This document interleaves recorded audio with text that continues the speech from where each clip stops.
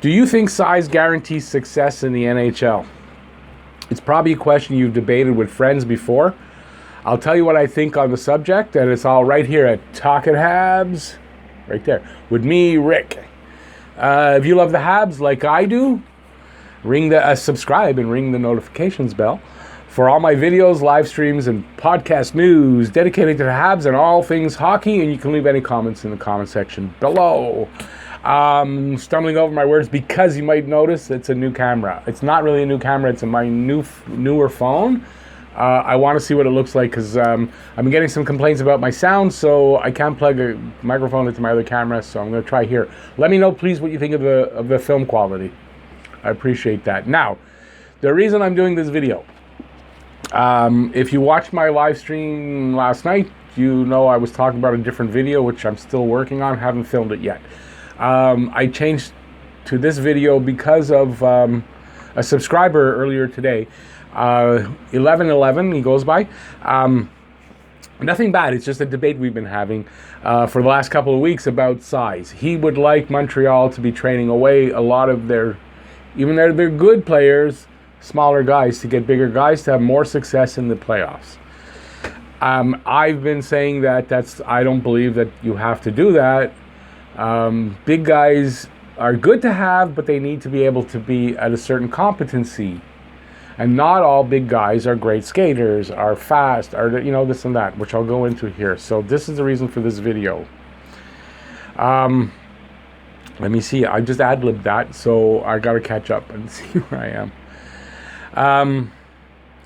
Yeah, okay, so he believes that we got to bring in the big guys to have a better success in the playoffs. So 1111 is of the mind that smaller players haven't got much place in today's NHL, and I strongly disagree with that premise. So more and more you're seeing players under 6 feet come into the league and have success to varying degrees, like Johnny Gaudreau, Alex DeBrincat, Jonathan Marchessault, to name a few. And yes, they're really kind of elite level examples, but they're examples. So I did my Saturday night live stream last night, like I was saying.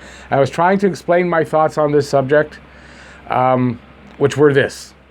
And it wasn't I don't know if 1111 was in the live stream, but he must have watched it. And so I wasn't explaining it to him. We happened to be talking about that because another person in there was asking something about size. I don't remember the exact question. Okay, so I think it's harder to find big guys that can skate like the wind, stick handle, be agile and athletic, and have a complete game. Players who can play and aren't there to beat other people up or, to intimidate. Than it is to find smaller guys who have all the tools and skate like the wind all night long. I think there's an abundance of skilled small guys and not as much with the bigger, and I'm talking over 6'2" guys.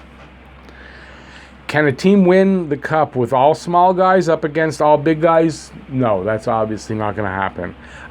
It's more unlikely that's going to happen. It'll happen once out of every how many times, but no. But you can with the right mix of big and small.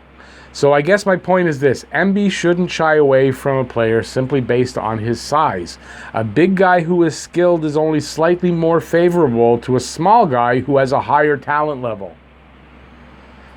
The main thing for me is to keep a team balanced with enough big skilled guys to balance out all the smaller guys who will mostly be just as good or better than the big guys. More and more you're going to see over the next few years the trend of the smaller player being an integral part of a team. So I wrote more and more you'll see overall team size go down a bit, not hugely, but down a bit. As more small players end up on more teams. And I'll give you a couple of examples from last year of how small or big doesn't make a ton of difference even in the playoffs. Last season, Nashville led the league with 6 players listed at 5'10" or smaller. They went out early in the playoffs, losing to Dallas in the first round. Compare that to Winnipeg Jets, who had only 2 players listed under 5'10", and had 5 players listed at 6'5" or over, which is, I would think 5 guys at 6'5" or over, that's a lot on one team. So they're an exceptionally tall team, an exceptionally big team. So what happened to Winnipeg in the playoffs last season? Same thing. Out in the first round against St. Louis, who I believe is a big team. I'm not sure about Dallas. Honestly, I don't know if Dallas is on the bigger side. I probably are. So it's a big team against a bigger team.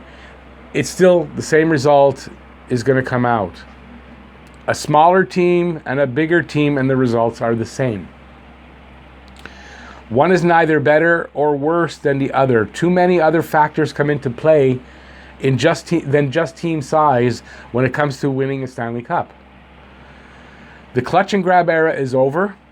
Ongoing rule changes have opened up the ice for skilled players. The game is faster and more emphasis is put on speed and skill now.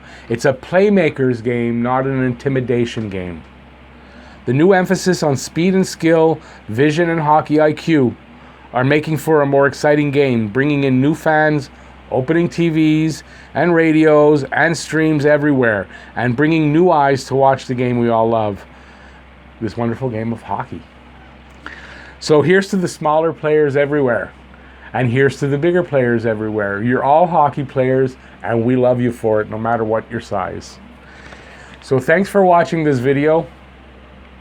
Please let me know in the comment section below what you think of the video quality and the sound quality. I want to make sure the sound and video are doing good.